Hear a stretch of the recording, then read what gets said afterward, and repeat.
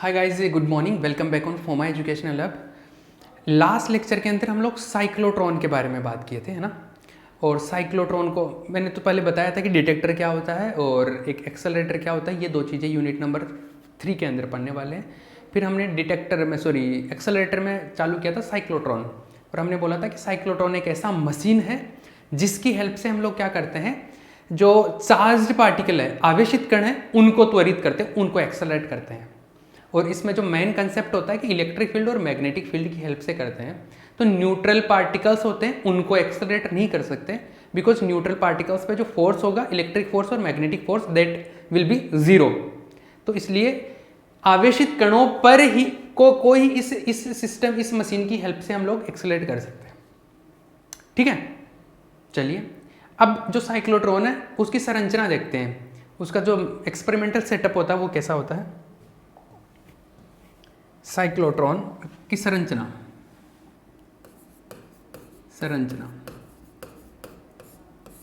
Setup देख लो आप, setup देखो।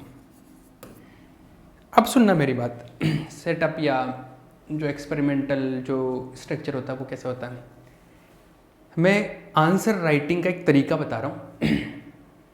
जब भी थ्योरेटिकल क्वेश्चन आए, मेन चीज़ ये सुन लो कि आपके मार्क्स जो आते हैं यूनिवर्सिटीज़ के पेपर में, क्योंकि डिटेल्ड लिखना पड़ता है, तो यूनिवर्सिटीज़ के पेपर में, ये बहुत इंपॉर्टेंट बात बता रहा हूँ अभी, यूनिवर्सिटीज़ के पेपर में आपको बहुत डिटेल में लिखना पड़ता है।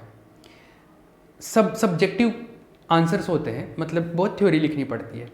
तो उसमें आपका आंसर के अंदर आपका कंटेंट कैसा है, कि आपने क्या लिखा है, उससे ज़्यादा मैटर ये करता है कि आपका प्रेजेंटेशन कैसा है, मतलब आपने उस आंसर को किस तरीके से लिखा है, वो बहुत इंपॉर्टेंट है। और जिस तरीके से यूनिवर्सिटीज़ में पेपर चेकिंग होता है, आंसर राइटिंग को चेक किया, पेपर जो आंसर्स को चेक किया जाता है, उसमें खासतौर से ये बात बहुत मैटर करती है कि आपका लिखने का तरीका कैसा है, आपने पेपर में जो लिखा है कॉपी के अंदर वो कैसा लिखा हुआ है, प्रेजेंट कैसा किया आपने, उसके बहुत अच्छे से मार्क्स मिलते हैं। तो इस चीज़ को समझ लेना। जब थ्योरी के क्वेश्चन आते हैं तो उनमें लिखने का तरीका यही होता है।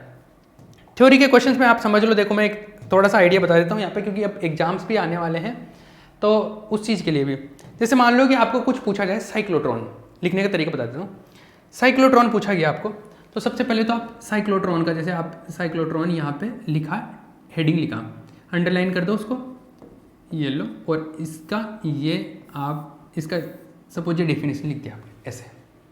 अंडरलाइन करने में बहुत ज़्यादा टाइम नहीं लगता है, मुश्किल से पूरे कॉपी में अगर अंडरलाइन करोगे तो 2-3 मिनट लगते हैं। ठीक है, अंडरलाइन कर दिया, ये ठीक हो गया ना।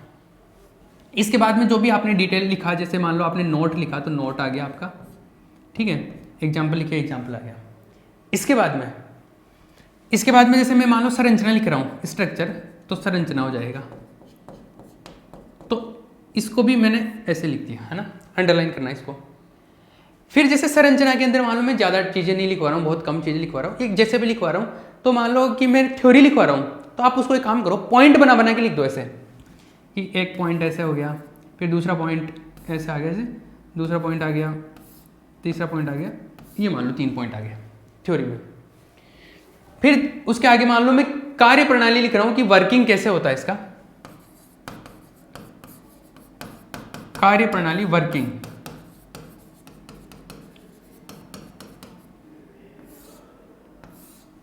इसको भी अंडरलाइन कर दिया हेडिंग लिख के।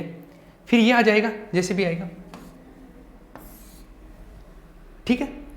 अब इसके बाद में जैसे और कोई इसके अंदर और पॉइंट आ रहे हैं, जैसे मैं आगे जाके इसकी लिमिटेशन लिखूंगा, कि इसकी लिमिटेशन का मतलब है कि इसकी सीमाएं, कि कमियां क्या है एक तरीके से इसकी, तो सीमाएं आ जाएगा, ये सीमाएं आ गई। आ रही बात समझ में। तो इस तरीके से आंसर को लिखना, कि जो भी आप इसमें टॉपिक लिख रहे हो, इसके अंदर पॉइंट्स जो लिख रहे हो, उन पॉइंट्स को तो अंडरलाइन लिखो, अंडरलाइन करो। थ्योरी लिख रहे हो, जैसे वर्किंग लिखोगे, तो उसके अंदर भी पॉइंट बना के लिखो, पॉइंट बना के लिख दो। आ रही बात में। जैसे मान लो एक आधी लाइन ही लिखनी हो या 2-1 लाइन लिखनी हो, तब तो ऐसे पॉइंट बनाने की जरूरत नहीं है। लेकिन आप जैसे कोई भी चीज़ को एक्सप्लेन कर रहे हो, समझा रहे हो, उसका थोड़ा डिटेल एक्सप्लेनेशन है, और उसमें कुछ पॉइंट वाइज करना है तो आप उसको पॉइंट में डिटेल करो, ऐसे नहीं कि ऐसे लिखते जा रहे हो। पैराग्राफ बना के कम लिखना है, पैराग्राफ बना के नहीं लिखना है, जनरली जहाँ तक पॉसिबल हो सके उसको पॉइंट्स में डिवाइड करके लिखो थ्योरी को। ये केवल मैं फिजिक्स की बात नहीं कर रहा हूँ, ये केमिस्ट्री में भी अप्लाई कर सकते हो, या आप कोई भी थ्योरेटिकल पेपर होता है उसके अंदर अप्लाई कर सकते हो। ये लिखने का पैटर्न है जिससे मार्क्स अच्छे से आते हैं।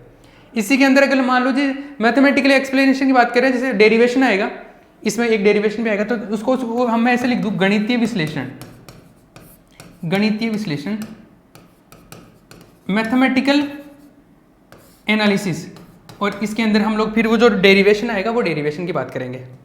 वो जो डेरिवेशन जो भी आया फिर लास्ट में जाके जैसे वो फॉर्मूला है उसको बॉक्स में बंद कर दिया हमने ऐसा, और उस बॉक्स का जो रिजल्ट है मान लो उससे अपने को कुछ पता चल रहा है तो वो लाइन यहाँ पे थोड़ा सा लैंग्वेज में लिख दो कि अतः ऐसा ऐसा ऐसा, hence this is this one. आ रही बात समझ में? ये केवल एक आंसर की बात नहीं कर रहा हूं, सारे आंसर ही आपको इस तरीके से प्रेजेंट करने हैं। ये लिखने के तरीके से मार्क्स बहुत अच्छे से आते हैं। उसके बाद तो आपने अंदर कंटेंट क्या लिखा है वो भी मैटर करेगा, लेकिन सबसे पहले प्रेजेंटेशन मैटर करता है। अरे जैसे आपके सामने कोई भी आता तो उसका लुक पहले मैटर करता है। आप लुक देख के उसको डिसाइड कर लेते हैं। हम लोग आदत ये होती है कि कैसा दिख रहा, प्रेजेंटेशन कैसा उस बंदे का, उसके बेस पे हम लोग जज कर लेते हैं कि ऐसा है। उसके बाद में वो बोलेगा या कुछ भी होगा आगे तो उसके बाद की बात है। तो जब एग्जामिनर कॉपी चेक करता है तो सबसे पहले देखता है कि अरे अच्छे से लिखा हुआ है, तब उसके पॉइंट्स को थोड़ा ठीक तरीके से एनालिसिस करता है, वो अच्छे से चेक करता है। और अगर ऐसा है कि हाँ चलो लिख दिया, हाँ ठीक है आंसर है, वो कचरा सा दिख रहा है उसको, तो सीरियसली उस चीज़ को इतना तवज्जो नहीं मिलती, इतने मार्क्स नहीं मिलते। भले आप सेम चीज़ दो लोग सेम चीज़ करके आए, एक इस पैटर्न से करके आया, एक ऐसे लिख दिया उसने कचरे की तरह, सही तरीके से ऐसे नहीं लिखा, मतलब पॉइंट बना के नहीं लिखा। सेम वर्ड लिख लो, भले आप पॉइंट बना के नहीं लिख रहे, ऐसे थोड़ा हेडिंग पे अंडरलाइन करके नहीं लिख रहे, तो वो दिखने में थोड़ा प्रेजेंटेबल अच्छा नहीं होगा। जैसे इससे ऐसा पता चल रहा है कि अच्छा ये डेफिनेशन हो गई, स्ट्रक्चर हो गया, ये वर्किंग हो गया, ये तो एग्जामिनर को कुछ मेहनत नहीं करनी पड़ रही ढूंढने के लिए कि अच्छा ये चीज़ कहाँ पे लिखी हुई है, ये चीज़ का उसको सीधे सीधे मिल रहे हैं, तो आंसर भी सीधे सीधे आ जाते हैं। आ रही बात समझ में? तो एग्जामिनर को मेहनत नहीं करवानी है, आपको इस तरीके से आंसर को लिखना है। ये आप इस चीज़ की गांठ बांध लेना, ये इंपॉर्टेंट है, बहुत इंपॉर्टेंट है लिखने का तरीका। जब भी सब्जेक्टिव आंसर लिखो ये बहुत इंपॉर्टेंट है, ठीक है? इस चीज़ का ध्यान रखना। टाइम क्या हो गया? इसी चीज़ में मैंने टाइम ज़्यादा दे दिया क्या? चलो कोई बात नहीं, ये ध्यान रहेगा ना, ध्यान रखना। अगर किसी को ध्यान नहीं रहता तो इसका छाप लेना भले।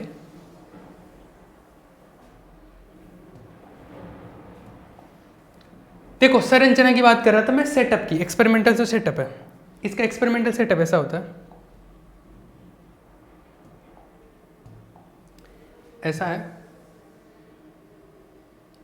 कि जैसे मान लो कि एक ऐसा बना लिया हमने, क्या एक जनरली ऐसे सर्कुलर हो गई, वैसे बेलनाकार होता है, ऐसे 3 डायमेंशन में होता है, तो ऐसे बेलनाकार स्ट्रक्चर होती है इसकी, इस तरीके से।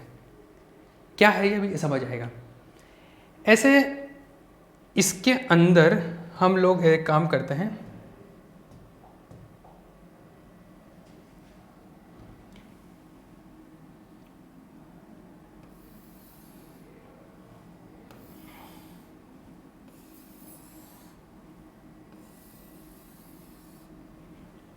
इस तरीके से। ये थोड़ा ऐसा बेलनाकार होता है, ये ऐसे डबल लेयर का होता है, बेलनाकार, इस तरीके से बेलनाकार समझो इस चीज़ को, ऐसा होता है। ये बेलनाकार आधा, ये बेलनाकार आधा, इसको बोलते हैं डी शेप का है ना, ये डी इंग्लिश वाला जो डी है उस शेप का है। ये बेलनाकार स्ट्रक्चर रहती है, ठीक है? ये बने होते जनरली कॉपर के, इनको बोलते हैं, जैसे इसको D1 बोल लो और एक दूसरे को बोल लो D2। एक तरीके से दो क्या है, सिलेंड्रिकल बेलनाकार आकृति के पात्र है, कंटेनर है एक तरीके से, ये सिलेंड्रिकल कंटेनर, एक ऐसा एक ऐसा। आ रही बात समझ में? इसके अंदर हम लोग क्या करते हैं, इन दोनों को हम लोग इधर बाहर आके बैटरी से कनेक्ट कर देते हैं, इलेक्ट्रिक फील्ड से कनेक्ट करते हैं। यहाँ पे हम लोग बैटरी से कनेक्ट करते हैं। अब वोल्टेज देख लो, वोल्टेज बैटरी से कनेक्ट करते हैं। बैटरी से कनेक्ट करने का मतलब है कि मैंने इलेक्ट्रिक फील्ड लगा दिया एक तरीके से। आगे बात समझ में? इसके अंदर इलेक्ट्रिक फील्ड लगाते हैं। फिर इस सिस्टम को, ये जो डी है इनको डी बोलते हैं, डी बोलते हैं इनको। ये जो डी है इसको हम लोग रख देते हैं इस दूसरे पात्र में, दूसरे कंटेनर में रख देते हैं, और ये इसमें होता है वैक्यूम, निर्वात बना के। निर्वात इसलिए बनाते हैं कि और पार्टिकल डिस्टर्ब ना हो। जैसे निर्वात नहीं होगा, अगर वैक्यूम नहीं होगा तो वहाँ पर दूसरे गैस के पार्टिकल होंगे, दूसरे गैस के पार्टिकल होंगे तो जैसे मुझे तो अल्फा पार्टिकल को एक्सेलरेट करना, वहाँ पर जैसे नाइट्रोजन गैस भी है तो नाइट्रोजन गैस के पार्टिकल भी आ गए, वो डिस्टर्ब करेंगे। तो यहाँ पे क्या बनाना होता है, वैक्यूम भी बनाना होता है, निर्वात भी बनाना होता है। आगे बात समझ में? तो वैक्यूम का भी सिस्टम लगा हुआ होता है इसमें। तो देखो, कोई भी चीज़ को याद रखने का तरीका, डायग्राम अगर आपको समझ आता है तो उससे याद रखो। पहली चीज़ तो क्या, इसमें ये तांबे के, कॉपर के, बेलनाकार आकृति के या डी शेप के अपने पास में दो पात्र होते हैं, दो कंटेनर है, इनको डी बोलते हैं, पहली चीज़। दूसरा पॉइंट, ये जो डी है ये इलेक्ट्रिक फील्ड से कनेक्टेड होते हैं, विद्युत क्षेत्र से। दो। तीसरा, ये जो डी वाले जो कंटेनर होते हैं इनको हम लोग रख देते हैं एक दूसरे कंटेनर में जो वैक्यूम में रहता है, निर्वात बना हुआ रहता है जिसके अंदर। 3। चौथा, अब ये जो पूरा सिस्टम है इसके ऊपर हम लोग लगाते हैं मैग्नेटिक फील्ड, चुंबकीय क्षेत्र लगाते हैं। क्या लगाते हैं? चुंबकीय क्षेत्र लगाते हैं। और वो चुंबकीय क्षेत्र लगाते हैं इसके परपेंडिकुलर, लंबवत। जैसे मान लो एक मैग्नेट यहां पे रख दिया आगे, एक मैग्नेट रख दिया पीछे, और बीच में रख लिया इस सिस्टम को, एक मैग्नेट आगे एक मैग्नेट पीछे, ठीक है? या एक मैग्नेट यहाँ पे ऊपर, एक मैग्नेट नीचे, इस तरीके से। तो इसको जनरली हम लोग इस तरीके से शो करते हैं कि अगर मैग्नेट को दिखाना है तो जैसे इधर ये मान लो नॉर्थ रख दिया मैंने, इधर नॉर्थ प्लेट हो गया, नॉर्थ पोल हो गया इधर, और इधर हो गया ये साउथ पोल। इस तरीके से रखते हैं हम लोग कि क्या होता है, ये परपेंडिकुलर है। किसके परपेंडिकुलर है? वो जो पार्टिकल घूम रहा है उसकी वेलोसिटी के परपेंडिकुलर है, उसके वेग के लंबवत रहे। अब वो पार्टिकल कहाँ है? वो पार्टिकल रखते हैं हम लोग यहाँ पे, उस पार्टिकल को रखेंगे यहाँ पे, इस पार्टिकल को रखेंगे और थोड़ा सा इलेक्ट्रिक फील्ड चालू करेंगे। इलेक्ट्रिक फील्ड से ये क्या होगा, गति करना शुरू करेगा। अरे इलेक्ट्रिक फील्ड लगेगा, विद्युत क्षेत्र लगेगा, तो उसके ऊपर F = QE फोर्स काम करेगा, इलेक्ट्रिक फोर्स। इतना बल लगेगा, ये चलना शुरू होगा, और चलना शुरू होगा जैसे इसके ऊपर मैग्नेटिक फील्ड लगेगा, क्योंकि चलते हुए आवेशित कण पे, मूविंग जो चार्ज पार्टिकल उस पर मैग्नेटिक फील्ड काम करता है, मैग्नेटिक फोर्स काम करता है। तो इस पे जैसे मैग्नेटिक फोर्स काम करेगा, और मैग्नेटिक फोर्स इस तरीके से लगता है कि ये घूमने लग जाता है, रोटेशन होता है, फिर ये घूमता है ऐसे, फिर इसको इस तरीके से, ये जो मैग्नेटिक फील्ड है इसको और ये जो इलेक्ट्रिक फील्ड है इसको इस तरीके से बैलेंस करते हैं कि ये धीरे धीरे घूमे घूमे घूमे और इसका साइकिल बढ़ता जाता है, बढ़ता जाता है। इसको ऐसे रोटेट करवाते हैं इसके अंदर, और इसको ये घुमाते घुमाते घुमाते घुमाते एक सिचुएशन ऐसे आती है कि जैसे अब मेरे को इसको निकालना है बाहर, तो एक रास्ता होता है वहाँ से इसको बाहर निकाल देते हैं। आ रही के बात समझ में? अरे क्लियर है? ये जो मैं बोल रहा हूँ ये कहानी समझ आ रही है ना आप लोगों को? ऐसे पार्टिकल निकलता है बाहर, ठीक है? तो इसमें इसको बैलेंस करना पड़ता है कि कैसे ये पार्टिकल घूमते घूमते घूमते, इलेक्ट्रिक फील्ड से स्टार्ट करते हैं, मैग्नेटिक फील्ड से इसको घुमाते जाते हैं घुमाते जाते हैं घुमाते जाते हैं, और ये एक टाइम आता है फिर जैसे जैसे घूमेगा, जैसे जैसे बढ़े, इसका जो वृत्त का साइज बढ़ेगा, जैसे जैसे सर्कल का साइज बढ़ेगा, इसका वेलोसिटी भी बढ़ता जाता है, वेग का मान बढ़ता जाता है बढ़ता जाता है बढ़ता जाता है, और वेग इंक्रीज होता था। हमारे को वेग ही तो इंक्रीज करना था, एक्सेलरेट ही करना था, इसको त्वरित ही करना था, स्पीड बहुत ज़्यादा करनी थी, वो काम हो जाएगा यहाँ पे। तो ये जो सारी प्रोसेस है, इसमें एक तो इलेक्ट्रिक फील्ड का, मतलब बाहर से जो बैटरी लगा रही है उसका, एक मैग्नेटिक फील्ड का, चुंबकीय क्षेत्र का, इन दोनों का इफेक्ट है, और इन दोनों के सामंजस्य से, इनके कोऑर्डिनेशन से ही ये चीज़ पॉसिबल हो पाती है। आ रही है बात समझ में? तो मैंने इसका वर्किंग भी बता दिया कि ये काम कैसे कर रहा है। यहाँ पे पार्टिकल को रखते हैं, इलेक्ट्रिक फील्ड से चालू कर देते हैं, मैग्नेटिक फील्ड से इसको घुमाते हैं, और फाइनली ये पाथ का वैल्यू साइज बढ़ता जाता है, और ये इस तरीके से एनर्जी मिलती है इसको। वर्किंग आ गया ये, और संरचना जो सेटअप है वो ये जो मैंने बनाया ये आ गया। तो पहले संरचना पढ़ेंगे और फिर वर्किंग पढ़ेंगे, दोनों चीज़ें क्लियर हो गई। लेकिन अब मुझे लिखवाने की जरूरत पड़ रही है, तो इस चीज़ को समझना, अगर आपको ये कहानी पता है ना, तो आपको लिखना क्या है वो पॉइंट रटने की जरूरत नहीं है। हो सकता है कोई एक आधा पॉइंट भूल जाए, इतना मैटर नहीं करता वो, लेकिन अगर ये कहानी पता है कि अच्छा ये क्या है, तो आप खुद इस पॉइंट बना सकते हैं। जैसे मैं कोई पॉइंट याद करके नहीं आया, आपको भी याद नहीं करना है, आपको ये सेटअप याद करना है, इसको देख देख के पॉइंट बनाने हैं। आई बात समझ? तो सबसे पहले हम लोग ये डायग्राम बनाएंगे। ये डायग्राम छापना आपको, ये एक येलो वाली लाइन मिटा देना, भले ही एक ये वाइट वाला जो बनाया था ना मैंने, वो बना लेना, और येलो का एक ये कम कर लेना सर्कल।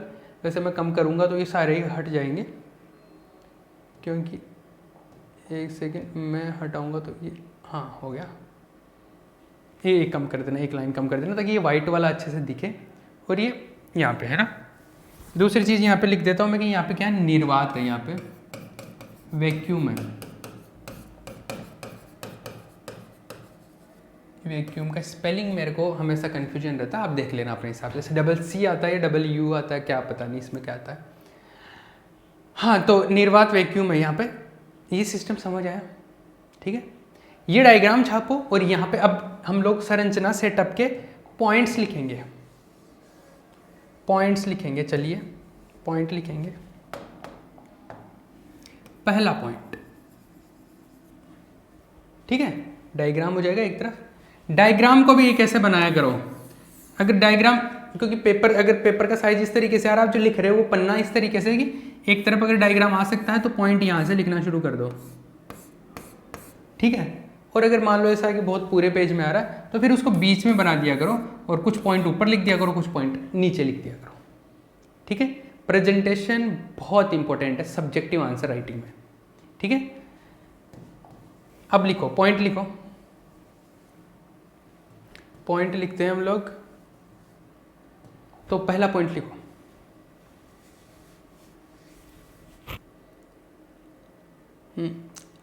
साइक्लोट्रॉन में दो अर्ध बेलनाकार, साइक्लोट्रॉन में दो अर्ध बेलनाकार, ये अर्ध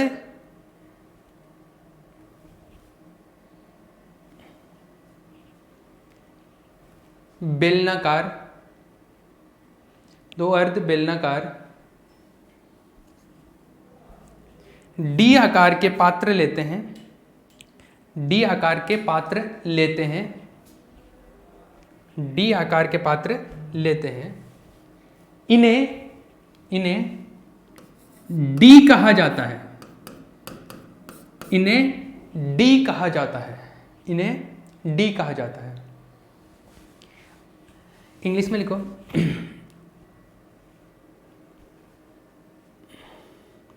to half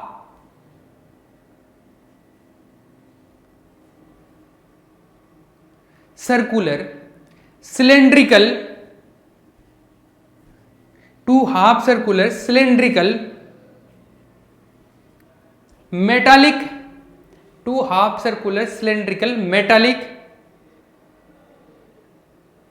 D shaped container,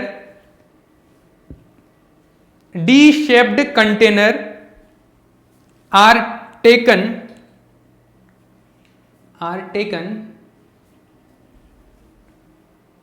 in the basic setup of cyclotron, in the basic setup of the cyclotron, ठीक है, क्लियर। सेकेंड पॉइंट लिखो, हाँ इसमें ऐसे लिखो, these are called D, these are known as called D, these are called D, ठीक है। एक और चीज आंसर राइटिंग की एक और बात बताता हूं, कहीं पर भी आप अगर जैसे बहुत बड़ा आंसर लिख रहे हो, कहीं पे भी अगर आपको कहीं पे लगे कि ये इंपॉर्टेंट है लाइन, कहीं पे किसी भी आंसर में आपको रहे कि ये लाइन इस पूरे डेरिवेशन में या पूरे थ्योरी के अंदर ये इंपॉर्टेंट है, तो उस लाइन को या उन एक दो लाइन को अंडरलाइन कर दिया करो और उनको इन्वर्टेड कोमा में डाल दिया करो। जैसे कोई वर्ड डालना है, या पूरी लाइन या दो लाइन या तीन लाइन, तो उनको इन्वर्टेड कोमा में लिख दिया करो और उसके नीचे अंडरलाइन कर दिया करो, तो वो अलग से एग्जामिनर को दिख जाए। इंपॉर्टेंट चीज एग्जामिनर को दिखे तो उस इंपॉर्टेंट का इंपॉर्टेंस रहेगा वहां पे, ठीक है। उसको पता भी चलना चाहिए कि आपने कुछ ऐसा लिखा है जो आप दिखाना चाहते हो उसको, तब मार्क्स भी मिलेंगे अच्छे से। अदरवाइज क्या पता वो पूरा तो पढ़ते नहीं है, ऐसे देखते हैं वो जनरली, मैक्सिमम ऐसा होता है, तो वो क्या होता है दिखेगा नहीं उसको। तो आपने इतनी मेहनत की, उस पर फोकस भी तो जाना चाहिए। ठीक है, चलो ठीक है, वो आंसर राइटिंग की बात होगी। मैं साथ साथ आंसर राइटिंग की चीज़ें बताता रहूँगा ताकि एग्जाम में आप परफॉर्म कर सके, उसमें में लिखे। हाँ, तो एक पॉइंट तो हो गया। वो डी उनको डी बोलते हैं, इनको ये डी बोल देते हैं, इनको ये वाइट वाले जो बनाए थे 2। ठीक है, इसके बाद में ये किसके बने होते हैं? कॉपर के बने होते हैं, जनरली तांबे के बने होते हैं। तो एक लाइन और लिख लो, डी सामान्यतः तांबे के बने होते हैं। डी सामान्यतः तांबे के बने होते हैं। D R made by copper. D R made by copper. ठीक है, कॉपर के हो गए। नेक्स्ट, ये जो डी है इन पर इलेक्ट्रिक फील्ड अप्लाइड है ना, बैटरी अप्लाइड है या वोल्टेज अप्लाइड है ना। तो लिखो दोनों डी D1 एवं D2, दोनों D1 एवं D2 विद्युत वोल्टता से जुड़े होते हैं। दोनों D1 एवं D2 विद्युत वोल्टता से जुड़े होते हैं। दोनों D1 एवं D2 विद्युत वोल्टता से जुड़े होते हैं। इंग्लिश में लिखो, both the ऐसे लिख लो, D1 and D2 both are connected. D1 and D2 both are connected with electric voltage.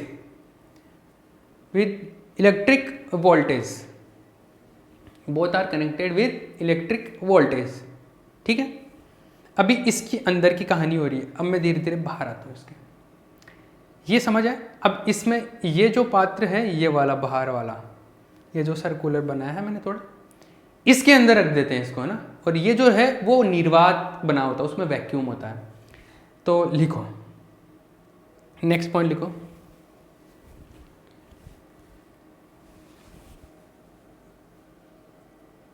D1 एवं D2 को एक अन्य पात्र में रखा जाता है। एक अन्य पात्र में रखा जाता है जिसकी दीवारें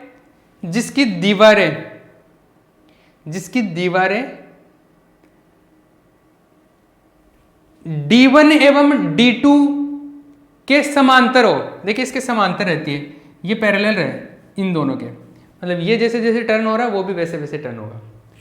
D1 एवं D2 के समांतर हो, जिसकी दीवारें D1 एवं D2 के समांतर हो। D1 एवं D2 के समांतर हो। इंग्लिश में लिखो, D1 and D2 both are put in an another container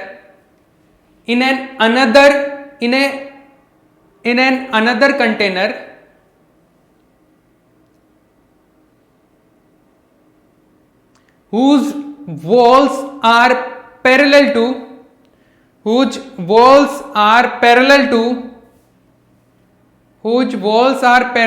the D1 and D2. Whose walls are parallel to the D1 and D2. Whose walls are parallel to the D1 and D2. ठीक है, next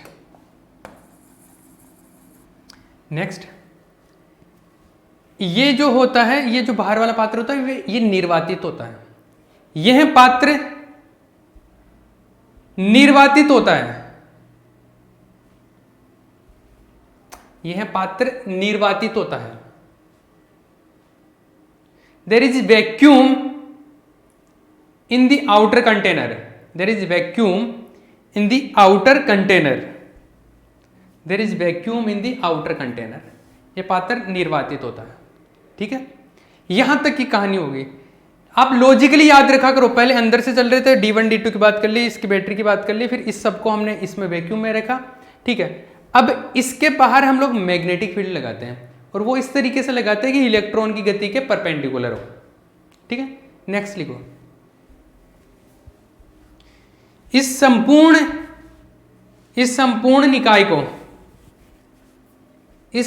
निकाय को चुंबकीय क्षेत्र के मध्य रखा जाता है। इस संपूर्ण निकाय को चुंबकीय क्षेत्र के मध्य रखा जाता है। इस संपूर्ण निकाय को चुंबकीय क्षेत्र के मध्य रखा जाता है। इस संपूर्ण निकाय को चुंबकीय क्षेत्र के मध्य रखा जाता है। This whole system is put in between magnetic field. This whole system is put between magnetic field. ठीक है, नेक्स्ट पॉइंट, मैग्नेटिक फील्ड कैसे होता है? परपेंडिकुलर, तो वो बात लिख रहा हूं मैं। चुंबकीय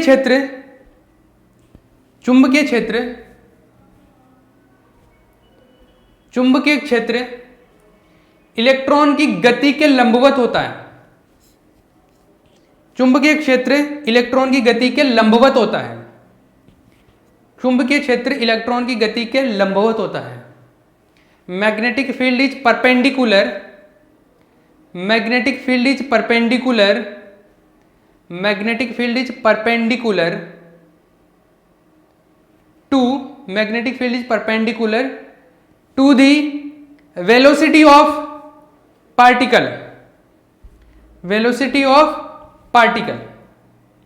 to the velocity of particle,